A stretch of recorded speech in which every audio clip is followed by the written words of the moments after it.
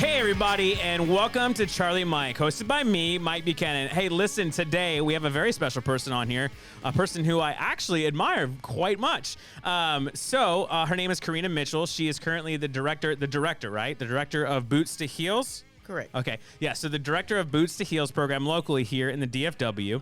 And she's also an Army veteran of 16 years. And you ready for this? She was a finalist for what was it? It was the Miss Veteran of America for 2021. Did I get that correct? That's correct. It's crazy. This is celebrity sitting on the show. This is the first celebrity I think we've had, local celebrity at least, that we've ever had on this show. This is nuts. This is a huge moment for this show. We're moving up. We're moving up, people. We're moving up. All right. So, listen, thank you so much, Corena, for being on. I really do appreciate it. How are you excited about today? I am excited, yes. Everyone always says that until the end. And then there's like, why'd you ask me that stupid question? Right? Also, I forgot to mention, but you were also featured nationally with Carry the Load as well. That's correct. Yes. They did a documentary on me. They did a whole documentary on you. Yes.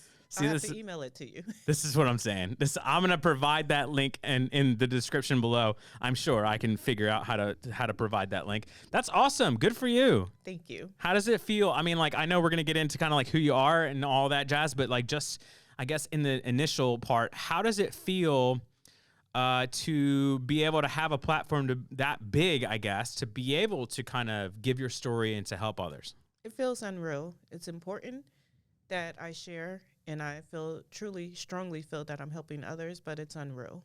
Yeah, I'm sure. I don't even know what I would. Actually, I'd probably be like a pig in mud. I'd probably really like it. I've always tried to look for like the bigger platform to be able to kind of like tell story, like to be able to tell stories to help veterans. I think that stories and the things that we've all gone through and the things that we've transgressed through, I feel like it truly can help people. And even if it just helps like one person, like it's totally okay. But your platform has to get bigger and bigger and bigger, right? To kind of help that one person that's really hidden, somewhere in the background, somewhere out there. And so that's why I'm always looking for the next bigger platform. And so like you're just rocket ship platform. So that's great. Good for you, though. Thank you. Very unexpected. I'm so excited for you, though, because I know when I originally met you, you had such a good story, and I was like, this story should probably be told like everywhere. And so then now that I see you kind of everywhere, I'm just like, yeah, they know, they get it. They get it. They get it. So good for you. So why don't you just start by telling us a little bit about yourself? Okay. My name is Corena Mitchell. I am a 16-year Army veteran. Deployed 2 times. Obviously had planned on making a career out of it, and had my daughter at 31 years old. Went right back to work. Never spent time with her, and I realized I needed to be at home and be a mommy, and that's what I decided to do, to let my military career go and do that. Yeah. Yes. That'd have been hard. Yes. Yeah, I mean, it has to be hard because it's a major shift, right? I mean, because like it's literally major identity shifts is kind of that's what I told people when I exited the military, right? It was, okay, this is who I was for years, yes. Right? And this is your identity. And then to like majorly switch that, it's hard. It's very hard. What I realized is by the time I got out at 16 years, my daughter was 3, and she had never said mommy. And that's what really hit hard for me.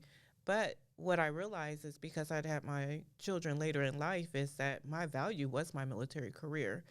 And so when that was gone, it was like I lost everything. And that would be where my down spiral started. Yeah. Yeah, it's very rough. I can relate in a huge way. The whole time I was in the military, I didn't value family at all. Like, the only thing I valued was the mission and what the military gave me, and what like the next thing that I could achieve, and the next big the next big rank, or the next big school, or the next big deployment, or whatever it was. And then yeah, I mean, and then I was really the same way even when I got out of the military. I was kind of like, okay, the next big job, the next big promotion, whatever. And then I think it was maybe COVID. When COVID hit, I became almost like a stay-at-home dad, because my wife was still teaching at school. She was a teacher, so she couldn't not be at school. So she was still teaching every day, and so she was doing her job. I wasn't doing my job. And so like I had to sit there, and I was like a stay-at-home dad, and I was like, this is different. Like, this is the first time I've been forced to slow down. Yes, And I think you really take a different perspective on life after you're forced to do that, don't you? absolutely. Yeah. But it can be overwhelming. Very, very overwhelming because you don't want to fail at anything. You've been successful, say, at your military career and all your achievements, and now things have changed drastically, and you have no clue where to start, and you got this inner work that you don't even know you need to start working on, and now family is important, and I have to focus on that and not fail at that, and I don't even know where to begin. Yeah, and how easy the craziest part for me, I don't know if it's the craziest part for you, but the craziest part for me is how easy is it to fail with another human being, right? Right. It's like the one, like a tiniest misstep, Yes. you know? Like if you were like, I got up and made everyone breakfast, but my kid wanted waffles instead of pancakes, I'm all of a sudden in trouble and the worst parent ever. Yes, and one doesn't eat butter on their pancakes. Right? Yeah. It's made out of the same thing. It's just one looks different than the other. And so I'm just like, I just don't understand. It's such a learning curve. And I think it's actually the most difficult thing that I've ever done. I know people were like, oh, deployment's obviously difficult. No. You ever tried being a parent? You ever tried just being a normal human being with like feelings and emotions and you actually have to pay attention to those things? Yes. That sucks. Yes. Like I'll take a deployment any day over this, anything. Yes. Yeah, exactly. Right. It's crazy. Yeah. And then your husband was also military as well, right? Yes, he's retired. So that's why I made the decision to get out. He was 1 year from retiring, and I was at 16 years, and we just thought, well, he's retiring. I'll get out. Too easy, find a job. I've done 100 things. I'm the best qualified person to hire on anything, and I thought that it would be super easy for me to get out, continue working, making the same amount of money, and I was very wrong. Yeah, you have to start all over with life. Yes. Yeah. Uh-huh. Yeah, I think it's I don't know what it really is about that. I just it's mind-boggling to me how we have to start all over. I kind of understand it, but then at the same time I don't. Like, I understand that there's no way to prove that we were like responsible for so much because like when someone looks at like, oh, you're responsible for like $2 billion worth of equipment or something like that, they're like, no one's responsible for $2 billion worth of equipment, right? And you're like, no, seriously, I was. Like, for real. This is a real thing. But then at the same time, I think it's just civilians are just really angry that like we're just coming out of service. I think they're just jealous and they're just like, nah, you got to start from the bottom. Right. Nah, I worked too hard to be here. You can't just be where I am because you just decided to go and serve your country. Right. Like, nah, you got to start over like I did. And have way more experience. Yeah, it's like Private Fever all over again, right? It's like they're the sergeants now, and then you're the private again, and then they really just want to razz you as much as possible. Yes. Yeah, that's 100%. 100%. 100%. So I tell you, let me ask you this question because I know that this happens quite often when you have I guess a relationship where both are military. Did you ever feel overshadowed by your husband's military like experiences or his career? Entirely. So my husband was infantry and also chemicals. Oh, So, yeah. and here he is retiring. And when I got out, I thought, too easy. I'll get a job. And it wasn't. Mm-hmm. I had a very hard time finding a job. It took me about 3 years to find a job. And honestly, my husband got it. We went to the ID card section to get my dependent, I had held off under the dependent ID card as long as I could. So he finally drags me up there to get this dependent ID card. And while we're doing it, my husband looks at me. He says, didn't you process ID cards in the military? And I was like, yes, I did. And we were talking to a supervisor, and that's how I got my first job, processing ID cards nice. in D214s, because he basically taught me into it, or them into it. But yeah, so my husband, he's infantry. He's all these things. And when it was time for him, and backstory, we got pregnant pretty quickly. We met in Iraq, and we ended up at the same duty station afterwards. Got pregnant pretty quick, and we were both still living in the barracks, and I was about 4 months pregnant, and my husband, I used to have dreams that he was going to die. And so I always identified it with he had high blood pressure, thought it was his high blood pressure. And then I was about 4 months pregnant, and he was fighting in his sleep. He was fighting someone in his sleep. So me not knowing, I woke him up, and he attacked me. And I'll never forget flying across the room. And it was just, his eyes weren't there. They were just blank. And he finally came to after I went flying across the room. And um, I didn't, though I had experienced things, when he finally started getting the help, because from that point on, he started getting help. And I didn't go through those things that he went through. And though he's very selective in what he shares, and he's only ever shared once with me, I didn't go through that. So I had discounted my service very much. And so he got all the help that he needed. At the time, he went through mental health and all of that. We're I was in a brigade, he was in a battalion, so I reached out to his NCOIC and explained to him, like, hey, something's wrong. So they really helped him, like they were really on it, and I have to truly commend them for that. But I believe that I kind of pushed down everything that I had did because I needed to focus on my husband and his story. So it made me, eventually I did, like my service wasn't anything compared to what his was because of the things that I was watching him go through, that he had been through. Yeah, yeah. I know that has to have been tough, because you're just trying to be a good spouse, right? I mean, you're just trying to be a good partner, and so someone always feels like they have to sacrifice, right? Like there's always one that has to sacrifice their own, I guess, good for the other one's good. And that sucks. That really sucks. And I get that. I totally get that. I've talked to you offline about this, but like my wife and I are kind of the same way, right? Like obviously she wasn't in the military, but I mean, I've had similar experiences where I've done that. I don't even sleep in the same bed with my wife most nights because like I'm afraid that every time I do, it's only for like a couple of months until like I actually accidentally like attack her or something like that.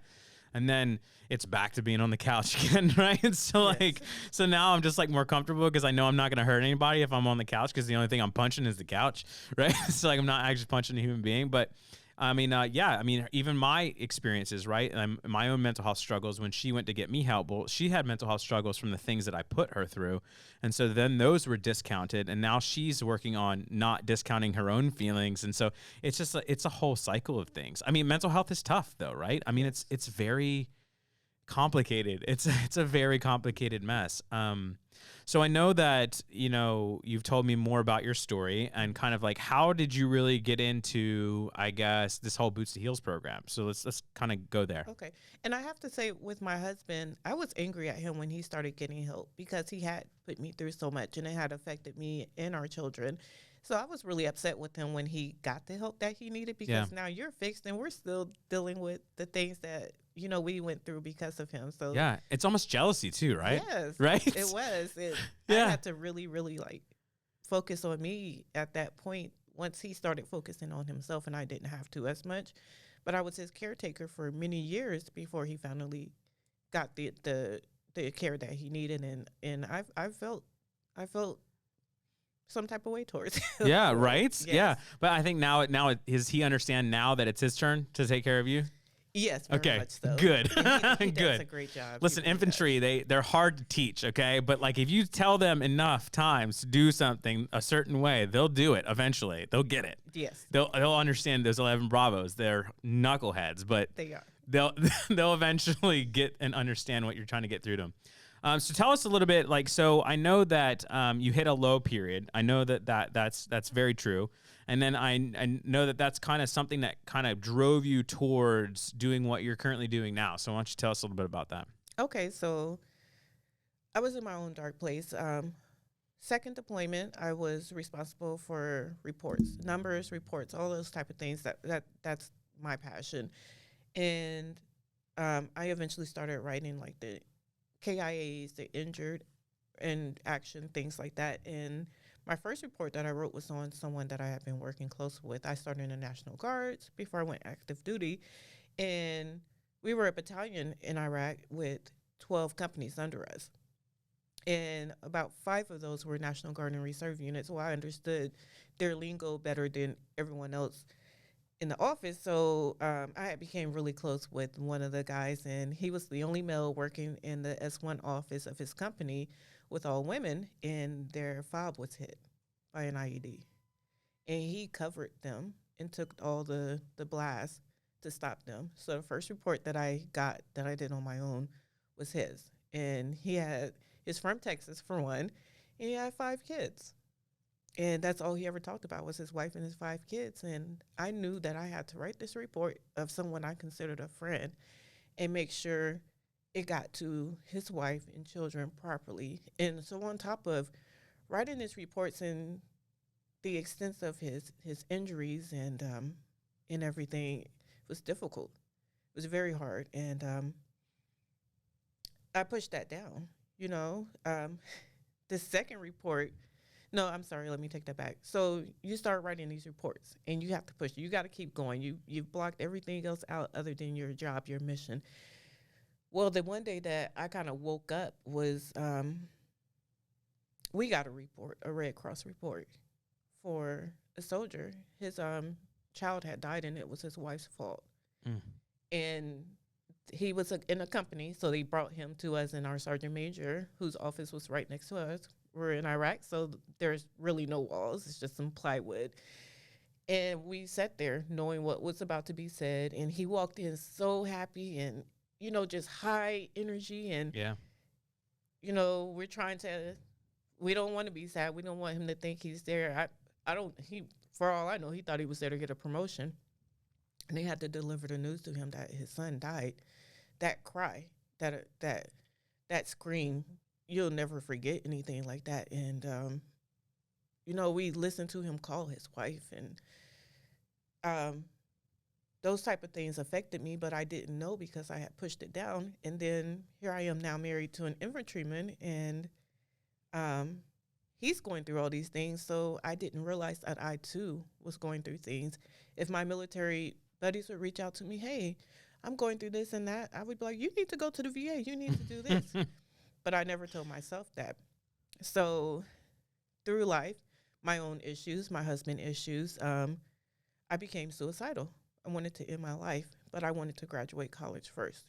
So I went to school full time. I was taking 21 hours a semester, where my classes had to be approved because I was taking so many hours. But I wanted to hurry up and get it done because I have failed at life. I have failed at being a mom, a wife, everything. So we're just going to end this now. And that was my plan. So the day before graduation, I met Brandy Baxter, who was the Boots to Hills program director at Attitudes and Attire. She invited me, and I liked her energy, and she's so knowledgeable. I was like, oh, this sounds good, and you get these free professional clothing? Yeah, I want to come. But then I remembered I'm 6 days away from my plan. I have everything planned out. I know what I'm going to do, when I'm going to do it, how I'm going to send my kids off to school that day. Everything is in my head ready. And she invites me. It sounds great. And so at first I said yes, and then I thought about it like, no, I don't need it. I'm not going to be here. Yeah. Well, over that weekend, I graduated on Saturday. But over that weekend, it just weighed heavily on my heart that I needed to attend that workshop. So I went. It was on a Tuesday, Wednesday, and Thursday. I went to the workshop, and I met Drea. And Drea shared her personal story. And it was similar to mine. So I realized that here she was, a woman, and she was, I won't say going through PTSD, but she was going through struggles as well. And it was the first time that I realized that I didn't have to end my life in order to get the help I needed. That wasn't the answer. When up until that point, I felt that was the only answer. So Drea sharing her story, and then being in the workshop at Boots to Hills and learning about building boundaries in my self-esteem, my self-confidence, and taking care of myself first. Those lessons is what saved me. So at the time, I was very introverted. I didn't leave the house unless I absolutely had to. I didn't go grocery shopping. I tried to make our home our safe haven where my kids were having fun at home. Bunker down. Yes. Yeah. And I started volunteering. Like, I started getting the help. I started going to the VA. I was diagnosed really quickly. Imagine that. Right, yeah. So, yeah, I started getting the help and to get me out the house, because now I'm getting the help. I'm working on myself. I'm fixing myself. My husband's like, you need a job. You graduated college. Like, what's next? And I was like, I can't explain it, but I have to keep volunteering. And he was really on my behind. Like, no, it's time for you to do something else. But I didn't see anything else. So I volunteered as much at Attitudes and Attire as they would allow me. And then I ended up getting a 6-month internship at Equest, which is the horse therapy park for Mm-hmm. veterans and their families, with Jeff Hensley. So I'm not an outdoors person. I am not an animal person. I've never owned anything other than fish, and they didn't make it. So, Poor fish. yeah, yeah. But hey, it hurt to lose the fish, and we're working on it, replacing them now. But yes, I'm not an animal person at all. But when I went to Equest and I met Jeff, he interviewed me and he took me out to the horses. It was where I was meant to be. It was very calming. It centered me. And so I took the internship there, and I was actually offered the same internship at Attitudes and Attire, but I knew that I was supposed to be at Equest. So I worked there for 6 months interning, and the position opened up at Attitudes and Attire, and Jeff recommended me, Brandy recommended me. And when they first asked me, I was like, oh, absolutely not. There is no way I could help the community the way that I was helped. Yeah. But actually, I was the perfect person. So here I am over 4 years later in that position. That's crazy. That's a wild story, but it's a good story. It is a good story. I think a lot of us who are kind of going through recovery, right, of something. So whether it be we had suicidal ideations, or like for me, I get homicidal ideations. So I always scare the crap out of people because I always just want to stab people in the neck with something. Which is like, some people are like, you can't talk about things like that. And I'm like, why? Right? Like I guess the more of us that are out there that are willing to talk about our stories, right? Are willing to be as open and as honest and as realistic as possible. I feel like the more that we can actually do some real good, right? And the more that we keep serving that purpose. That was the whole point of doing this podcast in the first place was, they were like, well, you're going to start this podcast. I said, yeah, well, it's going to be all about VA. No, it's not. like absolutely not. It can't be. There's already podcasts that are like that. Like, no one likes that. So like, why would we do that? I wanted to do about what are we doing as veterans to continue that mission, right? To like continue our own mission, to continue our own purpose. When we had no purpose getting out, or when we felt like we had no purpose because we were overshadowed by other things, what do we do with it? Like, how did we get better from it? How did we figure out, like you figured out, like, it's just not meant to be today. Like, this is not, I know that I've had this plan for years to end my life, but like, it's just not it. Right. It just isn't it. Right. This isn't the plan. There's more for me, right? There's more for me out there.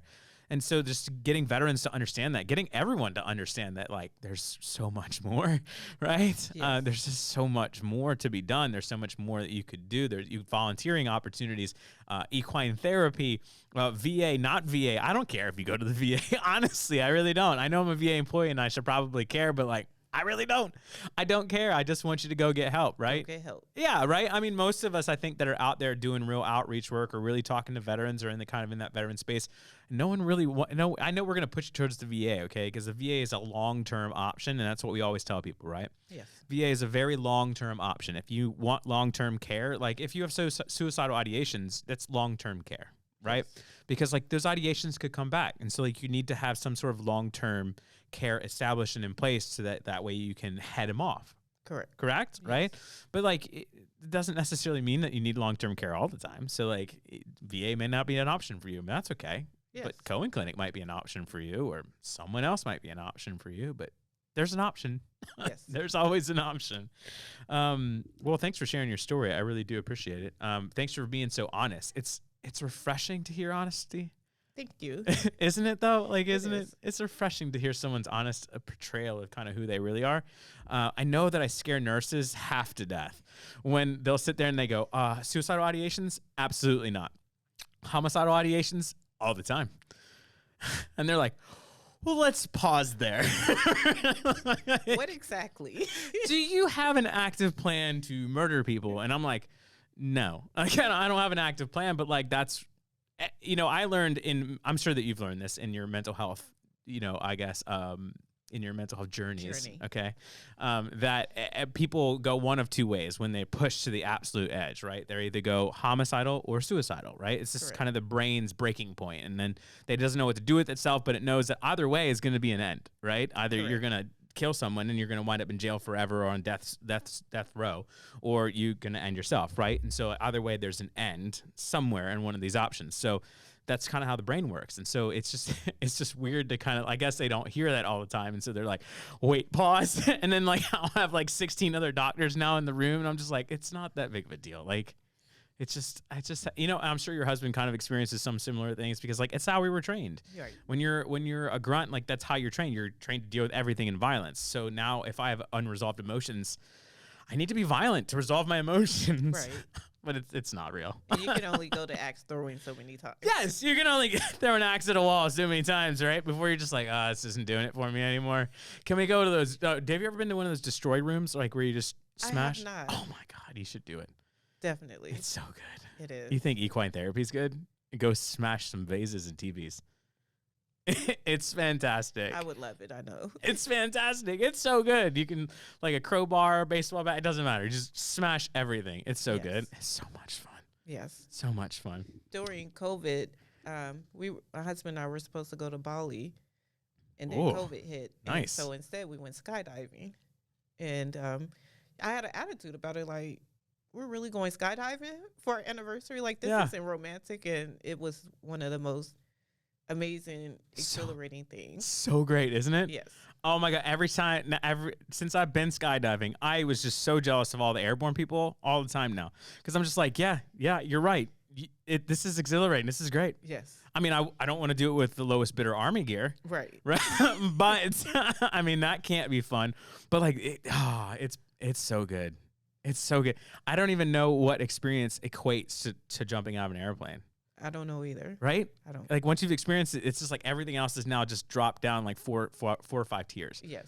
Because you're like, oh, Mountain Dew is like my favorite. No, it's not. Not anymore. Jumping out of an airplane is now my favorite. Yes. And now with my husband, he's a military contractor and he travels all the time. So wherever he goes, he's looking for skydiving. He spent 3 months in Hawaii and he went skydiving. Yeah. So it's really cool to see him. It's his therapy. Yeah, exactly. I mean, really just trying to figure out like where you can live your best life, right? Yeah. I think it's great. I think it's a great idea. Is he going to get his license? That's his plan. Yes. Yeah, that's one of my bucket list things too. Get my license. Yes. Yeah. It's so expensive to get. It's like getting a pilot's license. It's is. So expensive to get a license to jump out of an airplane. I wonder if the VA would cover that. I don't know. Maybe if you told them that you wanted to open up a skydiving like school, they'd probably pay for it. Yeah. I know a guy at one time that and maybe I shouldn't say this because I don't want to give away secrets. Oh, it doesn't matter. Who cares? It's all for the content. Yes. So, no, I knew a guy who was a peer support specialist who actually convinced the VA to buy him like a 46-foot like sailboat. Really? Yeah, to start sailing cruises because he lived in Hawaii at the time. He was a sergeant major in the Marine Corps. Okay. And so he's a big-time sergeant major in the Marine Corps at the time.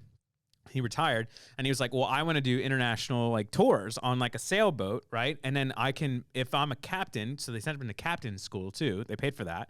And then if he was a captain in international waters, he can marry people because in international waters, the maritime captains become chaplains. Correct.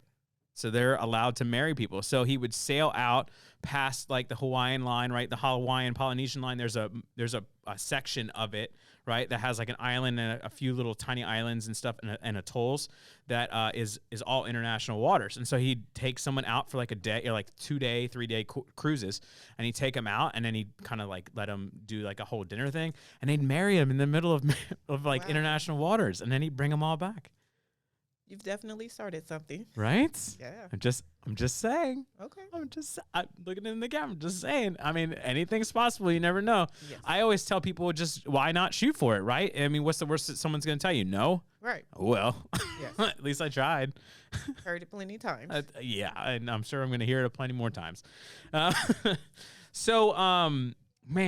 we've had a really good conversation.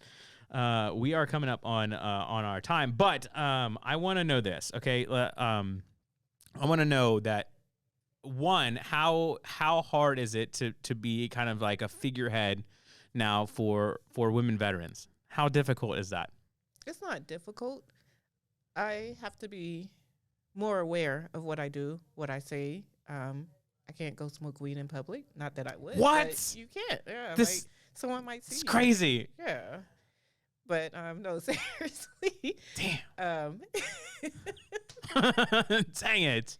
Take away all the fun out of life in general. Yeah, just being aware of what I display Yeah. of myself, of my family, what I do, not coming across as being above anyone. I think that's important, to always be humble, to always maintain a certain aspect of myself. So let me ask you a question. I ask a lot of people who are kind of like, I'll say paragons. Okay. I'm going to use the word paragon. Why not? Okay. So those of us that are kind of out in the community, right, that people know, a lot of people know us. Okay. Or our name is out there, or our image is out there, whatever is out there. Do you have like a certain way to get like you time, I guess, to make sure that you have you time? Because I know that like it is a lot, okay, to like consistently be on, right? You know what I'm saying? Like on, like, because what you were talking about is like, I have to be more aware. I have to be like more self-conscious, and I have to like everything that I do kind of matters, or it can be taken out of context or whatever. You're absolutely right. I mean, and that's the same way for a lot of veterans that are out there that are heads of company or heads of the VFW or commanders of this and commanders of that or whatever. And like, it's a lot. It's a lot, right? Like, when do we get to be off is really the question I always ask people. But do you have something that like you do to decompress? Yeah. So, I mean, you don't have to tell us it's like a super secret. No. I mean, like, if it's super secret, you don't have to tell us. So I travel. Okay. Travel is me decompressing and spending time alone. I keep a very strict schedule and learning to say no, my value in no when I need to say no. And I think it's also important that I be myself. So I like to go out. I love music, and I love to have a good drink. I look for a really good drink for a mixologist. Yeah. And that's who I am. And I'm okay with showing that and decompressing and traveling with my family. That's awesome. Yeah, that's really cool. It's good that you have something like that. Mine is video games, which is really bad for you, I guess, because it's isolating. But that's my thing. I like that. Have you ever been to the Sugar Shack, by the way, locally here? The Sugar Shack? Yeah. No. It's like it has like a whole bunch of like mixed drinks and a whole bunch of like sugary stuff. The Sugar Factory? Sugar Factory. Yes. I'm sorry, not the Sugar Shack. The Sugar Factory. My bad. The Sugar Factory. Awesome, right? Isn't it? Oh, man. My wife is like begging me to take her there. And I'm just like, well, I don't know. Make a reservation first. Yeah, I'm sure. I'm sure it's very popular. She wants to go there in an XOXO or I haven't been there yet, but their drinks look amazing. Yeah, right. So they're selfie opportunities. Yes. Yeah, they're like. I got someone off camera agreeing that yes, their selfie opportunities are fantastic. Yeah, there's a bunch of crazy places to go around here. There is. That's the one thing I love about the DFW areas. It's Deep eclectic. Ellum, just going to Deep Ellum, and we went to brunch at this bar on Sunday, and it's very, very small. It was dark, but their food was amazing. But every time I would hear his door open and this loud music, and found out, I was like, where's that music coming from? Well, they had like a live band in the back playing old school hip hop in like 80s and 90s hip hop. Oh, yeah, the real hip hop. Oh, my gosh. The real stuff. We were there for like 3 hours. Yeah. It was just amazing. And I thought, what if someone comes that knows me? And I was like, I'm just drinking some water in a drink, and I'm enjoying the music. Who cares? You gotta dance like nobody's watching sometimes, Yeah. right? Yeah, it's like the bar Alibi. Alibi is really cool. You ever heard of Alibi? I have not. So Alibi is right behind a candy store, right? And then you have to have a secret code, and it changes every day. You have to go on their Facebook page, and you have to find out what the secret code is, and you knock on the door, and you have to give them a code, and then they let you in. So it's like a speakeasy. Really? It's super cool. I thought you It's were in joking deep. with me for No, a it's in minute. Deep Ellum. It's super cool. So Alibi is super neat. That's a really neat bar. I did it once just because I thought my wife would think it was cool. So like walking to this like it's like a shady looking door, and then you Yes. like knock on the door, and she's like, "What are you doing?" And I'm like, "Just wait, just wait." And then you give them the code. It's like candy stripes or something. I mean, whatever the code is that Yes. day. And they're just like, "Yeah, come on in." And she's like, "Where are you taking me?" But it's like super nice little cigar bar, like looking Oh, kind of really? thing. Yeah, it's so cool. It's so cool. Oh, I that's know. We're getting so sidetracked talking about these like neat things in the DFW, but like, whatevs. But those are the things that are healthy for Yeah, me. exactly. I mean, just something that kind of gets you into your own skin for a change, you know? Yes. Because I feel like it's like you almost have to wear like work attire all the time, and it Yes. almost like becomes you, but it's not you, right? And it's Right. like it's a very It's like a celebrity, right? Celebrities do the same thing where they're like, this is kind of me, but not really me, Yes. right? You know, and so like I like to do these things, but not like to this extent. Exactly. Yeah, exactly. So what do you think are some of like probably the largest issues that I think that women veterans are kind of facing currently? What do you feel like they are? I think homelessness, and I think that it equates to women dealing with PTSD, MST, and not identifying. And it leads to mistakes, bad choices, and homelessness is one of them. Even me and my husband both are diagnosed with PTSD. So sometimes we don't make the best financial decisions. We bring in plenty of money, but sometimes every so often we're like, well, Paycheck to paycheck. yeah, Mm-hmm. like it's stupid, but we do it. So we sometimes I believe that female veterans, that women veterans, that we don't have the guidance or we don't identify, and so we're basically trying to make it, but we're not making it, and so it leads to us being in situations that could be prevented, but we just don't know how to. Yeah, I agree. I mean, I know I'm not a women veteran, but I do agree. I've worked with plenty of them to understand like some of the common problems that I've seen, and I 1,000% agree. I think that in my opinion, what it seems to be is that there is a stereotypical viewpoint of a woman, right? And so Yes. like when someone stereotypes that and then puts it onto a veteran, they're like, okay, well you're a veteran, so you can do anything, right? So like, Yes. and you're a woman, so like you could already do anything, and so like you don't really need that much help. You know Right. what I'm saying? Or it's like financial help or something like financial classes. They're like, you're a woman. The woman handles most of the finances and most of the relationships anyway. But again, that's stereotypical, right? And so like it's like, okay, well what if that's not the case? What if they have no financial like experience? What if they really do need that financial help to kind of make better financial decisions or whatever it is, right? To keep them out of making these bad decisions or say opportunities for change to Yes. keep them out of these opportunities that they could have had to change the decision that they made, right? And yeah, homelessness, it's a huge thing. But again, I hate to toot the VA's horn, but this is something where the VA actually really does well on. They do. Is homelessness when it comes to veterans. We take priority when it comes to women and women with children. They always take top priority. Yes. Always, because we do it by kind of like how risky is it for you to be on the street? That's kind of how the VA looks at it, right? And it's way more risky for a female to be on the street, especially a female with children to be on the street, than it is for anybody else to be on the street. Absolutely. And so they take first priority for everything. I mean, like I've seen women veterans fast tracked faster than you could possibly imagine, Yes. where they were literally on the street yesterday and now they're in HUD Vash like 2 days later, Yes. 3 days later. I mean, it's like, it's quick. Yes.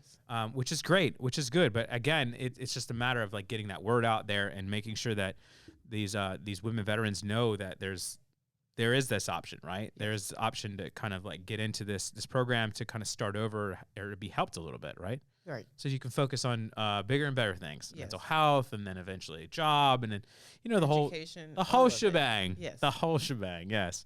No, you're absolutely right. I completely agree.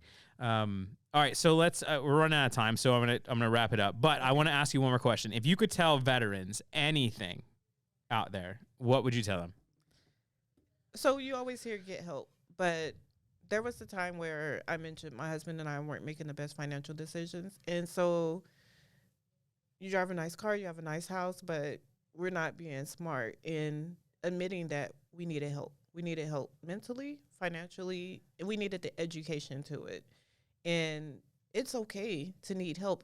It's nothing to be ashamed of. At some point, we all have to ask for help, and getting that help is you've been through it. And so you get yourself help, and then you become the expert at it so that you help those people that you know aren't going to be willing to help someone else. And you're fixing lives, you're saving lives, you're making lives so much better, not for them, but for their children and everyone around them that affects them. It's important. Yeah, well said. Pay it forward. Yes. That's my best. I literally love that movie, by the way. I love that movie. It's such a good movie. But yes, pay it forward. I mean, honestly, it's the only. I tell my kids all the time. To me, the meaning that is the meaning of life. That is literally the meaning of life to me, at least. Is learn as much as possible, teach as much as possible. Yes. Right? I mean, that's your whole role. There's no other thing for you to do on this earth other than learn as much as possible and teach it out as much as possible. You can't hoard it. There's no reason to hoard the knowledge that you have. Who are you helping with that, right? And even if you just help yourself with that knowledge, great. But like, you could be doing so much more. Absolutely. I've So never much more. understood people like that. Yeah, I just don't get it. It's like you have one life to live. Eventually, you're gonna die, and all the millions of dollars that you made matter for nothing. Yeah. For nothing, unless you put it towards something like left a legacy or left a teaching or left something for people to learn from, on how you do things or how you did things so well. I mean, congratulations, you did things well, but like teach others to do it well too, right? Yes. Yeah. Like recipes. Yeah. I always share my recipes. Like, Yeah, it's like a family recipe. It survived through the ages, right? how is it going to continue surviving if you hoard it? Agreed. Well said. Thank you. Well said. All right, that's all we have time for. Listen, thank you so much for being on. I really do appreciate it. I do. I always appreciate working with you out in the field and for you coming in. I just really do. I can't express it enough how excited I was when you said that you would do this. So thank you so much. All right, that's it. That's all we have for you. And listen, please make sure that you go and subscribe on YouTube and go on Facebook, Twitter, Instagram, all of the social medias. Look for us on #VA North Texas. Also, you can find me at #CharlieMikeVA. And that's it. That's all we got. So listen, until next time, just remember, no matter how bad things seem to be, just Charlie Mike.